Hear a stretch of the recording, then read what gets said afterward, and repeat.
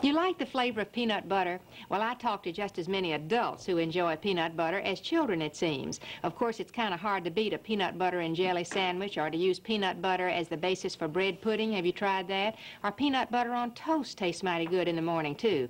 But today, let's have a peanut butter pudding, which can be used as the last part of the meal.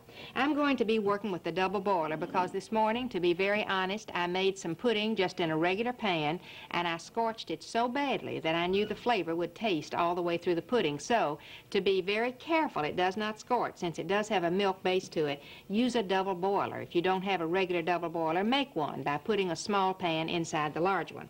Well, in the smaller pan, combine a 1/3 cup of granulated sugar with 1½ tablespoons of cornstarch. Now, if you don't have cornstarch, you can use flour. Use 3 tablespoons of flour or 1½ tablespoons of cornstarch. Use also a 1/4 teaspoon of salt. And before adding the milk, be sure you blend all of these ingredients. A 1/3 cup of sugar with 1½ tablespoons of cornstarch or 3 tablespoons of flour and a 1/4 teaspoon of salt.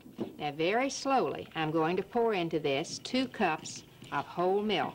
Now, if you don't have fluid milk this morning, today you could use powdered milk, or you could use canned milk would be all right to use too.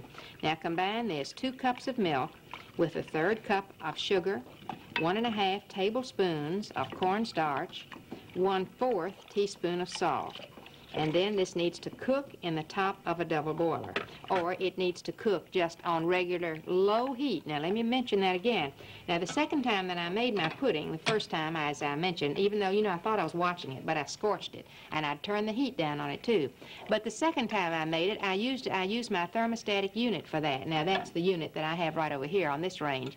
But for that one, I set the heat at 212 degrees, and then I continued to watch and stir so the temperature never got above 212 degrees. I think it's the getting above that point that's going to cause a lot of problems.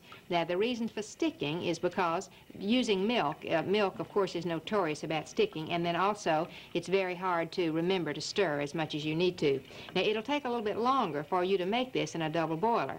After it has reached the boiling point and has become thick, then you add a 1/3 cup of peanut butter.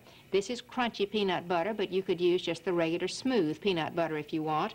And then you finally use a teaspoon of vanilla flavoring as the last ingredient for it. So, a 1/3 cup of sugar, a 1.5 tablespoons of cornstarch or 3 tablespoons of flour, 1/4 teaspoon of salt, mixed with 2 cups of milk and cooked until the pudding is thick. And then add to it, stir in as it continues to cook and continues to thicken, 1/3 of a cup of either crunchy or smooth style peanut butter. And then at the last, put in a teaspoon of vanilla. Now, this, like any other type of dessert, remember that vanilla is volatile. It evaporates. The flavor tends to go out into the air if it's put in and cooked too long. So let the pudding cool slightly before adding the vanilla to it. Now, let me give you a little bit of a lesson in how to keep pudding from having that film on top, or that sort of a skin that forms on top of it. Whether it's this peanut butter pudding, or whether it's chocolate pudding or vanilla pudding, whether you make it from scratch or whether you make it from a package, as soon as you have finished cooking the pudding, while it is still hot, put either aluminum foil or plastic film right down on top of it. And by having contact with that, so that the film comes directly in contact with the pudding, that way you eliminate the formation of that very tough skin that forms on top of it. Now, I've mentioned this on TV several times, and one time one of my friends said, well, that didn't work for me. She said, I put it in a bowl, and I just stretched that film right across the top of the bowl, and it didn't keep the skin from forming. And I said, but you have to make contact with it. You have to put it right down on top of the pudding, even when it's hot. Well, here's what the pudding looks like after it has had a chance to set and have a chance to thicken. Now, this was the second go-around on this, and I guarantee there's no scorched flavor in it.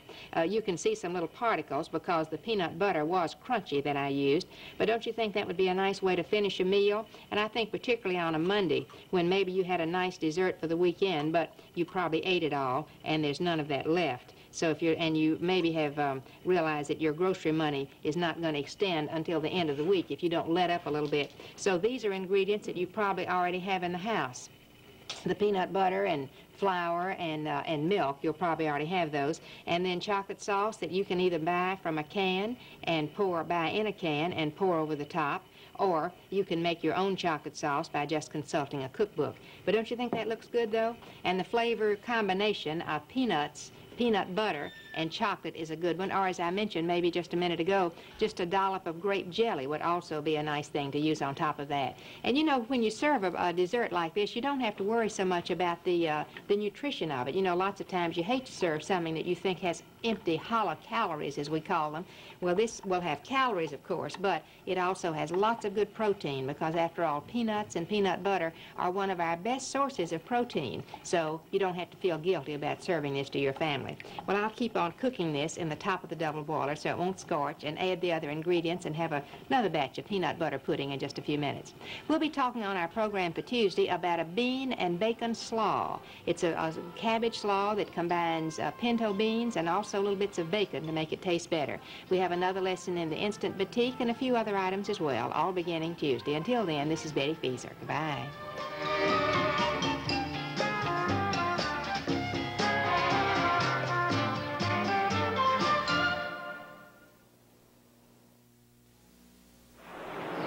Introducing Premium Saltines, now in new plastic bags.